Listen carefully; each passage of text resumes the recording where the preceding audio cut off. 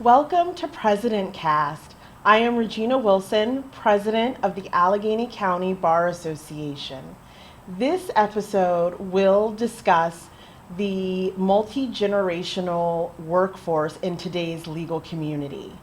I am joined today by Danielle Mundekis, Hi. who is the Director of Inclusion and Lateral Integration at Eckerd Siemens. She is the co-chair of the ACBA's Committee on Diversity and Inclusion, and she has published several articles and presented on different topics within the diversity and inclusion space. So welcome. Thank you for having me. So you and I were having a conversation recently, and I can't remember what we were discussing, but I do remember... Probably nothing related to this.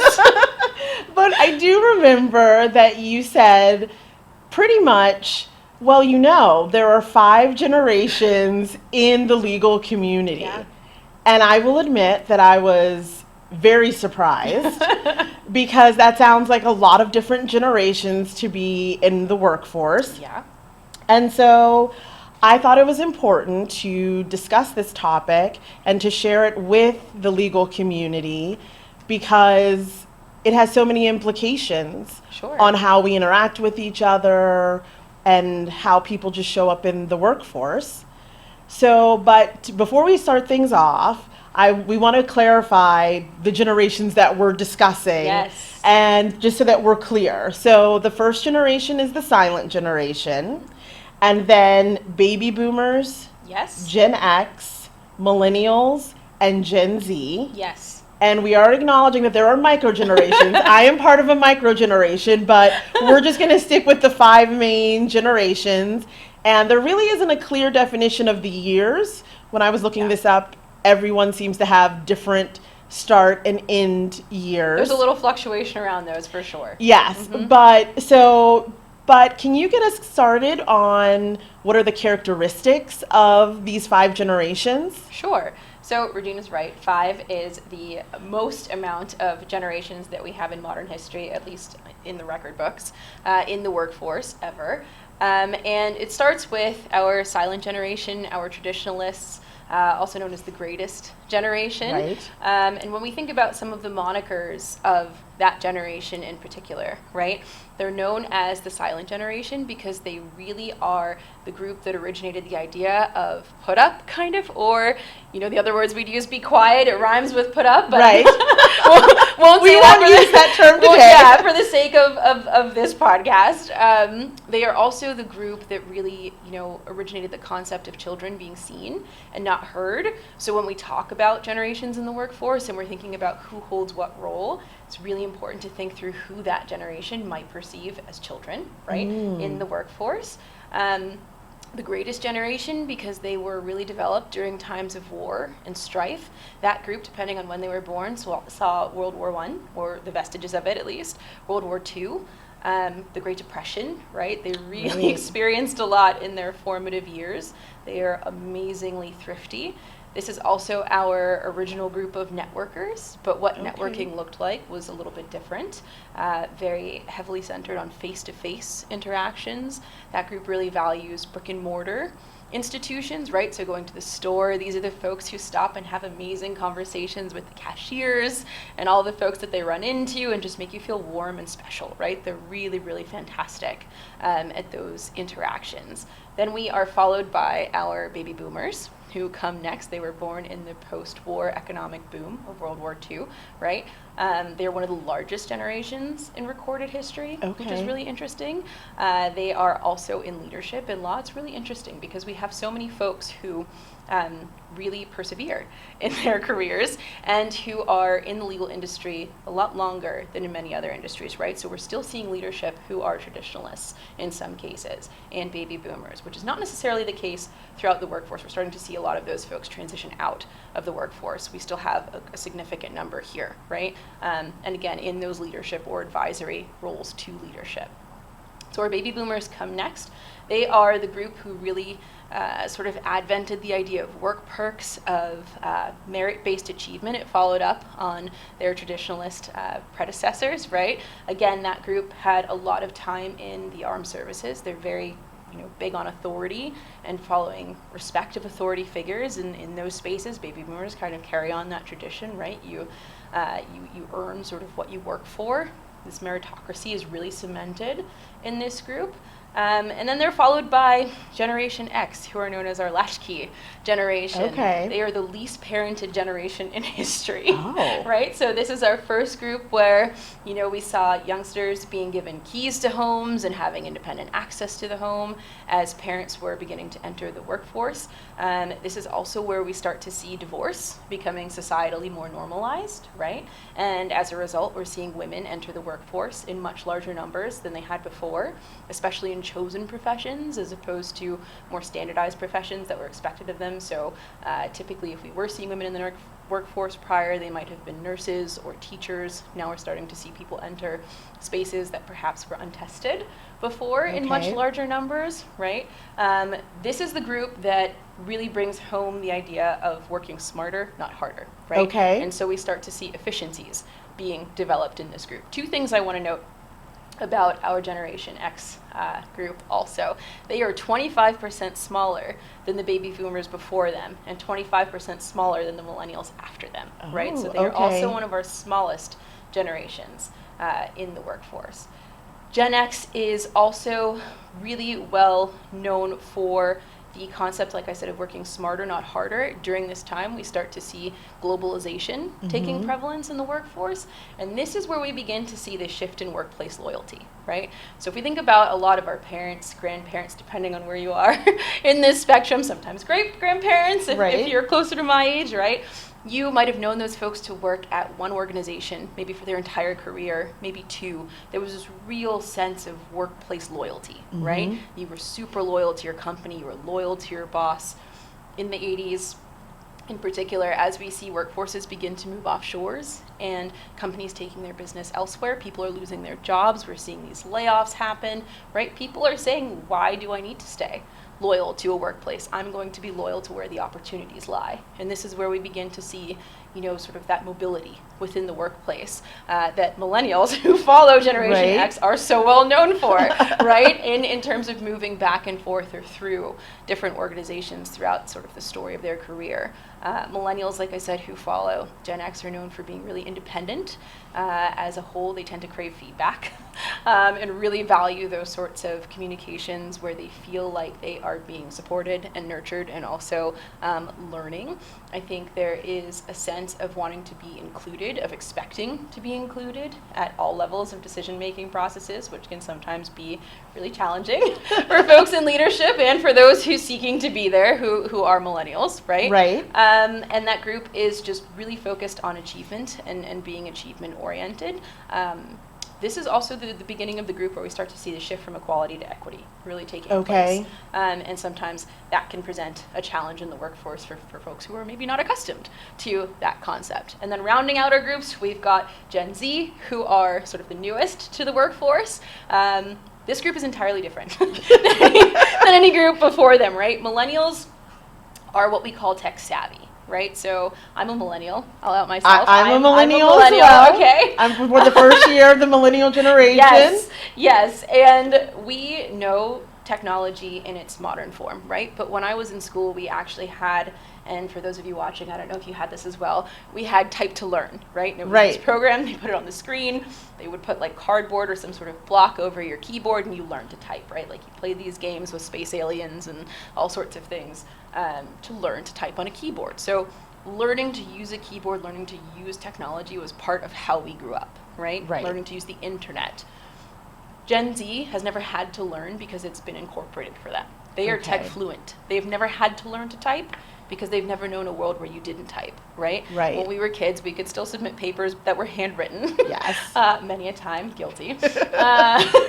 That is not something that's done anymore, right? Even the way that we teach language, the way that we teach writing has evolved and changed. Certain, cursive isn't something that's offered as part of many standardized curriculums anymore. So you're seeing a real evolution in the way that technology is applied. in the world and in the workforce and in how that group learns, right? It's much more incorporated in their life and in their lifestyles. And so with Gen Z, we're seeing this real sense of tech fluency. They are incredibly independent. They are fantastic networkers, but networking for them looks entirely different than it previously did. They are no longer only networking in person. They are huge at networking in this virtual space, at leveraging contacts, at leveraging connections. And it's just really changed the way that they work and the dynamic in the workforce that they are bringing to all of our places of business. So I want to go back to one point, because I want to Sure. make sure that we clarify the terms that we're using. Do you mind going into, I think you talked about equality versus equity. Yeah. So just so that everyone's clear on what you mean by that. Sure. So equality is the idea that if, you and I were, I use this visual all the time. Many of you may have seen it. If you and I were at a baseball game, right? And let's say that there was a fence, and we are different heights. We are. In real life. And let's say that the stadium decided to say, okay, we'll give you both step stools, right? So that you can see over this fence. And the fence is a safety barrier, so it's necessary. There's a reason the fence is there, right? We would say, here are 2 step stools, and you both get these step stools. And they're exactly the same step stool because, it's easier to have one product that's the same over and over than it is to have multiple, right? And so they give us a step stool. And I stand on this stool, and now I can see over the fence. And you stand on this stool, and you still can't see over the fence. I'm sure. Because it's not quite tall enough, right? We've both been Right. given the same tool. Something has been done to address the issue, but even though you've received a tool, still not quite the tool that you need to Right. be able to see the game, right? And so the idea of equity is saying, okay, we recognize that Danielle and Regina both want to watch the baseball game, but Regina's a little bit shorter. So what if we give Regina, a slightly taller step stool so that she can see the game and have the same wonderful experience that Danielle is having at the game, right? So maybe your step stool is a little bit taller than my step stool. We're still both getting stools, but yours might be a little bit different than mine, Okay. right? So now we can both see the game, we both watch the game, we both have a great time. Sometimes equity can feel challenging because folks might perceive, hey, I want a bigger stool too, right? Even though you have enough to meet your needs, it can be challenging because people perceive it as someone receiving more without understanding that there's a discrepancy in why they're receiving more. And that can really feel challenging for folks. It's one of the biggest conversations that we have in the inclusion space about the difference between equality and equity and where that presents those sorts of challenges for folks around perception and application in the workplace. And just to go back, it's millennials where we start to see the shift Yes. from equality to equity.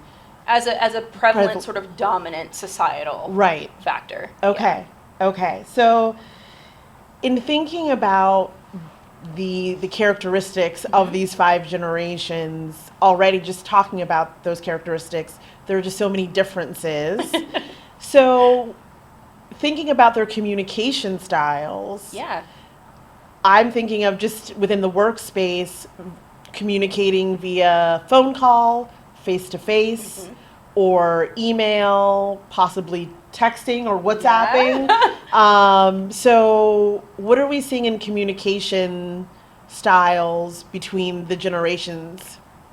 So again, and I just want to highlight that as we're talking about these groups, we're not saying that everybody who belongs to these generations is beholden to all of these We're putting the characteristics or disclaimer traits. because Yes. my mother is a wonderful texter. Yes. And she's part of the baby boomer generation. Yes. But she gets the emojis down and everything. Yes. So But there are some disclaimers. We were Yes. talking about overarching themes. This is not to say that everybody Right. is strictly Right. beholden.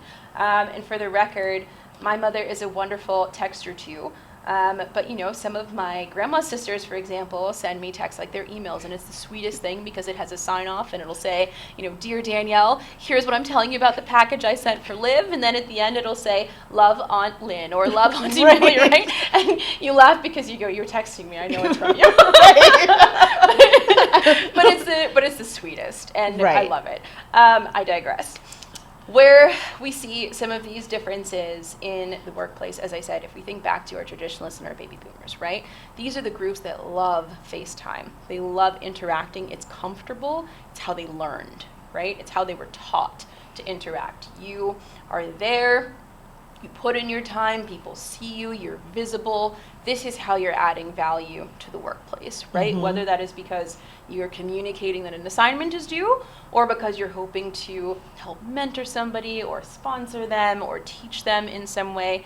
That idea of being able to have this conversation, right, is really, really important in our more senior groups in the workforce. Also really important to contextualize that it's not just that they learned this way by choice. They learned this way by design. At the time that they were learning how to communicate, how to build relationships, how to network, how to build influence and structure in the workplace, there weren't emails, right? There was no social media. There were no text messages. Depending on who we're talking about, there may not have been cell phones, right? So all of these concepts, not only are they newer to the workforce, they literally weren't there, right? So for this group, this is how they know, this is foundational, this is a part of identity, right? And that's something that's really important to consider when we're having these conversations. Now, when we look at millennials and Gen Z, as I said, I learned it in school. It was not natural for me. This is not how things started, right? I can distinctly remember learning to incorporate technology much more full time when I was maybe in 4th to 6th grade, right? That was really when we had the beginning of these type to learn type skills and understanding of the internet and email addresses and everybody telling you that what you put down is permanent. Right. And all of those disclaimers and warnings as that technology was being introduced, right? My sister, for example, who's 10 years younger, had a tremendously different experience. All of those things were just a part of how she went to school, right? iPads, iPods, all of those sorts of things were coming into being when I was in, oh my gosh, maybe early college. Right. And for her, she would have been 8, right? When those things were being introduced into her world. So they were a part of her classroom. And now we have toddlers. My niece, for example, who knows how to open a phone at the age of 3 and is my 2-year-old also. Right. Yeah. And so it's just a completely different landscape, right? And so not only do we have the ability to use these tools that allow us to connect to each other virtually, especially if we look through the years that we just went through with the pandemic, for a lot of folks, that choice of face-to-face was removed, right? The sole way to communicate was virtually. The main way to learn was through these different mechanisms of technology, was through these different machines, right? So you have one group who had no choice but to interact as we're interacting now, and another group who had no choice but to interact through screens. These two groups are now working with each other, and in a lot of cases are in direct conflict with one another, both about the way that they know how to learn and the way that they know how to teach. And part of what we're seeing is the challenge of whether or not we view technology as a tool or an encumbrance. And in the workplace right now, we have both, and that is greatly affecting how we're seeing communication take place and the idea of what face-to-face versus virtual may look like as an impact on the workforce. So as we provide insight to the legal community, do you have a tip or two to help bridge that divide, like around the communication space? Because I admit, I don't love using the telephone. I am an email or texter by choice, but people, that I interact with prefer a telephone call, which I will do, but it's a comfort level. Yeah. So how do people from all generations sort of come together to figure out this divide or this potential conflict? Yeah, and so to the point about not being beholden to your generation, here's where we're entirely different, right? Because I love a phone call.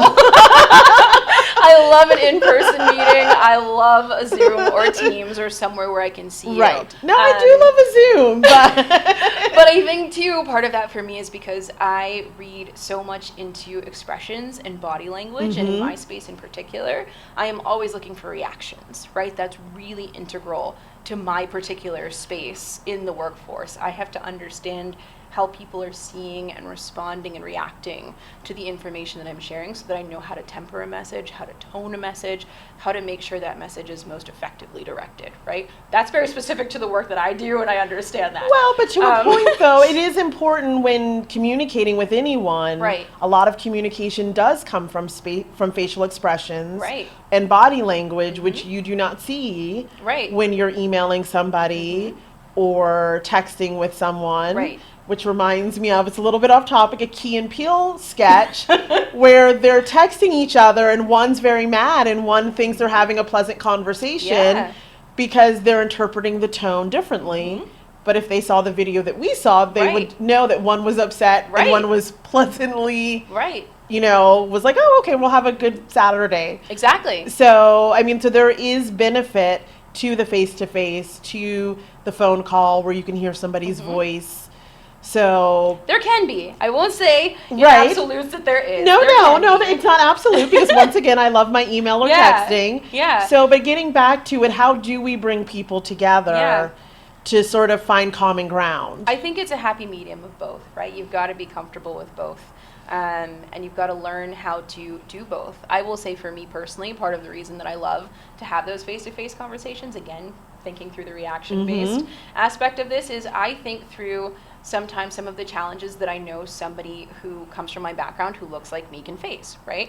And I'm always mindful of tone. I never want to appear in a certain way. And sometimes I just worry as I'm writing, oh my gosh, how is this tone being perceived? And a 2-sentence email can take so much longer because I'm so focused on making sure that the tone is reading the way that I need it to read, because once you put certain things out into the atmosphere, you can never draw them back, right?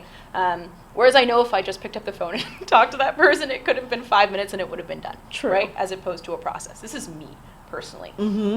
How we bridge that gap for people, I think, is taking all of those things into consideration. Sometimes can you email? Sometimes can you have the phone call? What is it that you are looking for that makes that in-person or that phone conversation necessary? What is it that you are looking for that makes email or texting or Slack or WhatsApp, whatever it is you're using, a better choice, right? Situationally, when can you apply both of these things so that you're sort of taking into the consideration both groups or both individuals, however many people are involved in this interaction, right? How are we making sure that we are doing the best for the group? We spent so much time in the past few years, I think, asking where should we work and where should we be doing things instead of asking how are we doing the best work, right? And I think that's a really important distinction to make as we're having this conversation and thinking through how we bridge that gap. How do we produce the best results in our team? Okay. And that also goes into another topic or another part of this discussion, which is how people learn and how people mentor, because communication is so important part of that relationship. But as you said, we have leadership that is, for the most part, out of the silent generation, baby boomer, and maybe even a little bit of Gen X, depending on the work environment. And then, but our newest associates or newest members of the legal community are Generation Z. Yeah. So, and to grow in any industry, but specifically for the legal community, you do need mentors and sponsors and people to help guide you through your legal career. Yeah. And so I think to that end, again, some of it's going to come back to some things that maybe are familiar, that should feel familiar, but that we don't contextualize as familiar, right? So let's take our attorneys, for example. Everyone has clients, in theory. Right? On some level, whoever they may be, whether they're internal or external, but you're all dealing with these entities that you consider a client in whatever capacity that may look like. In some cases, those folks may be in your same city, right? And so maybe you go to lunch, or you play golf, or you do whatever it is that brings about your in-person interaction so that you stay in that person's forefront, you keep the relationship going, you're building the relationship with that client, right? In some cases, maybe your client's not local, right? Maybe they're in a different city, or maybe a different state, or in some cases a different country, right? And maybe this is someone that you never had the opportunity to meet. You still have to build those relationships, right? And make sure that that client finds you relevant, that they want to work with you, that they enjoy working with you. You're still thinking about that client satisfaction experience. So in theory, everybody has been networking in this way as long as you've been able to have these clients that aren't in the same space with you, right? You can apply those same concepts to your workplace and think through how you are networking with the people who maybe you aren't seeing all the time. It requires a different level of effort, admittedly. I'm not going to deny that, right? There's another level of work, and I understand that in this industry, time is literally money. Yes. And so that can present some of the challenge in interacting with people in that way. But I think if you put the concerted effort in, you start to find that it's not as difficult to build and maintain those relationships as sometimes we make it out to be, right? That said, I also don't think that existing in a solely virtual world is entirely the way to go either, right? There's value to having these conversations in person. And the biggest thing is, how are you adding that value? So I think, and not to jump ahead maybe to another question. No, we can go ahead. But I think, in the context of discussing what does the workplace look like, right? What is the next normal as we're emerging from this situation that we found ourselves in, it becomes thinking through, how are we applying some of these differences that were talked about in a way that makes the workplace feel like it's working for everyone who's in it, right? How are we getting that best work out of people? What does that look like? And if you want folks to come into the office, and maybe you're finding that they're not, right? That's not everybody's case, but in some cases it is. Maybe you're finding that folks are not coming into the office. What value are providing for them being in the office that is different than what they get online? If someone comes, one of the things, to your point, we do a lot of work across a lot of spaces and a lot of organizations. And one of the things that I hear the most frequently is, well, when I come to work, I sit in my office and I'm behind a closed door, right? And that's not any different than being at home because you're interacting with very few people. There's none of, that infamous water cooler talk that we're hearing happen. You're just in your pajamas maybe, a little bit more comfortable. A little bit more comfortable, yeah. But you're not having a tremendously different experience. So if you're coming into the office, who's stopping by your office, right? And having a meaningful conversation? Who's checking in with you? Who's building a relationship with you? Who's saying, come down to my office and sit in on this client call that maybe you couldn't have done via Zoom for whatever the reason is, right? Who is making the effort when you're there in person to have those in-person interactions that are adding value to your career and building relationships? And I think that if we get to that place, you'll start to find that a lot of folks will feel more comfortable about a hybrid environment working sort of symbiotically as opposed to being either this entirely remote or this entirely in-person workforce. Like I said, the flexibility, I think that being in whatever this environment is that we're in has opened the doors for so many people, whether they are caregivers or they are parents or perhaps they are people who are part of the disability community, right? There is just a level of access that has been granted for communities that wasn't before in a way that allows them to be productive and contributors to the workforce that they perhaps couldn't access in the past. And so I think it's important that we don't lose that for the sake of what feels familiar and comfortable. Okay. So in thinking about it, for people to continue this conversation and to continue thinking about it, are there tips that you would provide or even questions for them to consider so that they can start just continue to think about this and go into the future with these ideas in mind? I had a teacher in high school, actually in college, and so I guess I should say I had a professor when I was in college who was my French professor, actually. I majored in French and politics. And one of the things that this professor always used to say when we were writing our essays was why, right? When you can stop answering the question of why, that's when your paper is finished, right? And so that is the biggest tip that I would share with people in law firms, in the legal industry right now. Ask yourself why. Why are you doing this? And the answer can't be because we've always done it this way, right? Or let me rephrase. The answer shouldn't be because we've always done it this way. What's the purpose behind it? What are you getting from it? What's the value added to it? How is it developing your community? How is it building the folks who are part of your organization? How is it making you a better attorney, right? How is it helping you to better service your clients? Keep asking that why. If you ask those whys and you really do end up back where you started, maybe that's really where you should be, right? But I bet that if you really ask yourself, is this doing the greatest service to my clients? Is this doing the greatest service to my colleagues, right? Are people able to come to work as their most complete whole selves and deliver the best product possible? You'll find that there are ways that you can change and evolve and do things a little differently that lead to a better end result. So my biggest thing would be just keep asking yourself why. Why is it that we are doing it this way? Any other tips or tricks you want to leave us with?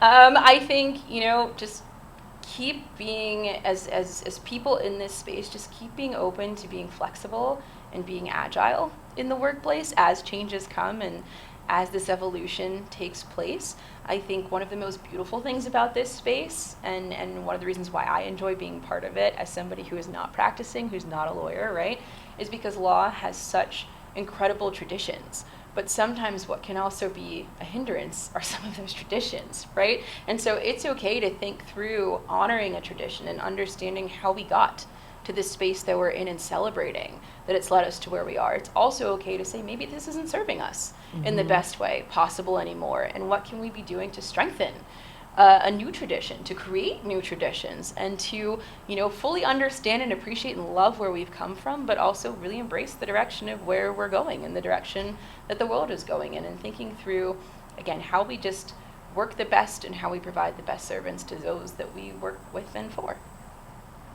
Well, thank you. Thank you for I've having enjoyed me. this discussion. I think something that I've taken from this is that this discussion about the multi-generational workforce also helps us provide a more inclusive environment in our legal community, which is so important. Yes, and we celebrate each of the generations We in do. the workplace. Their incredible contributions. The learning never stops, right? And there is so much to learn from those who have come before us, from those who will come after us. Yes. And I think as long as we keep the channels of communication open around learning and honoring and celebrating all of those contributions, we'll find ourselves in a really great spot.